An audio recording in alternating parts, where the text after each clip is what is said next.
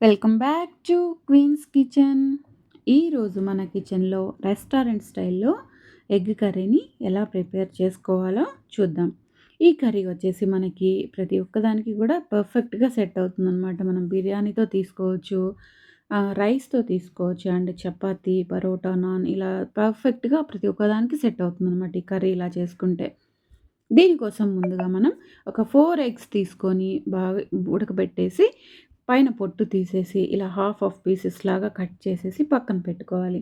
ఇప్పుడు స్టవ్ వెలిగించి ఒక ప్యాన్ పెట్టుకొని అందులో ఒక 3-4 టేబుల్ స్పూన్స్ వరకు ఆయిల్ వేసి అందులో ఉప్పు, పసుపు, కారం ఇవి 3 లైట్‌గా వేసేసి ఈ ఎగ్స్‌ని అందులో వేసి ఫ్రై చేసుకోవాలి. ఫస్ట్ ఒకవైపు ఫ్రై చేసి మళ్ళీ సెకండ్ వైపు కూడా టర్న్ చేసి అట్లా 2 సైడ్స్ ఇలా ఎగ్స్‌ని ఫ్రై చేసుకోవడం వలన మనకి ఎగ్ కర్రీ అనేది బాగా టేస్టీగా వస్తుందనమాట. ఇప్పుడు ఇదే ఆయిల్‌లోనే మనం బిర్యానీ దినుసులు కూడా వేసేసి ఫ్రై చేసుకోవాలి.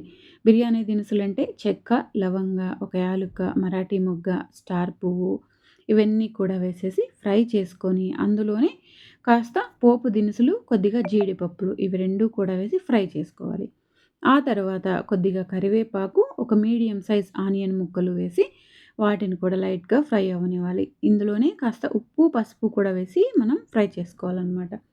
ఆ తర్వాత ఒక మీడియం సైజ్ టమాటాని కూడా కట్ చేసి ఆ ముక్కలు కూడా అందులో వేసి ఇవి రెండిటిని ఫ్రై అవ్వనివ్వాలి. మరీ ఎక్కువగా ఫ్రై అవ్వాల్సిన పనేమీ ఉండదు. ఎందుకంటే దీన్ని మనం పేస్ట్ చేయబోతున్నాం కాబట్టి లైట్‌గా ఫ్రై చేసుకుంటేనే సరిపోతుంది. ఇలా ఫ్రై అయిపోయాక స్టవ్ ఆఫ్ చేసేసి కాస్త చల్లారాక వీటిని మిక్సీకి వేసుకొని మెత్తటి పేస్ట్ రెడీ చేసుకోవాలి. నాకు టైం లేక నేను వేడివేడిగానే వేసేసాను. కానీ వేడిగా వేయొద్దు. చల్లగా ఆరిపోయాకే వేసుకోవాలి.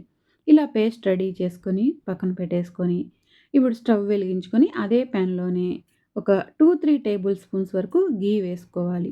ఘీ వేసుకొని అది కాగాక అందులో కొద్దిగా అల్లం వెల్లుల్లి పేస్ట్ వేసి బాగా పచ్చి వాసన పోయేలాగా ఫ్రై చేసుకోవాలి.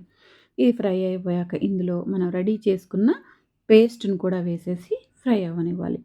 ఈ పేస్ట్ కూడా వేసేసాక ఇందులో రుచికి సరిపడా కారం, కొద్దిగా ధనియాల పొడి, కొద్దిగా గరం మసాలా ఇవి 3 కూడా వేసేసి టేస్ట్ చేసి కొద్దిగా ఉప్పు పడితే ఉప్పు కూడా ఈ స్టేజ్‌లోనే మనం వేసేసుకోవాలనమాట. ఇలా వేసేసుకొని ఒక చిన్న గ్లాస్ వాటర్ కూడా వేసి ఇది ఒక 2-3 మినిట్స్ అలా కుక్ అయిపోయాక ఇందులో ఇంకా ఎగ్స్ వేసేసి సెట్ చేసి ఒక 1 మినిట్ అలా ఉంచేసి స్టవ్ ఆఫ్ చేసుకోవడమే.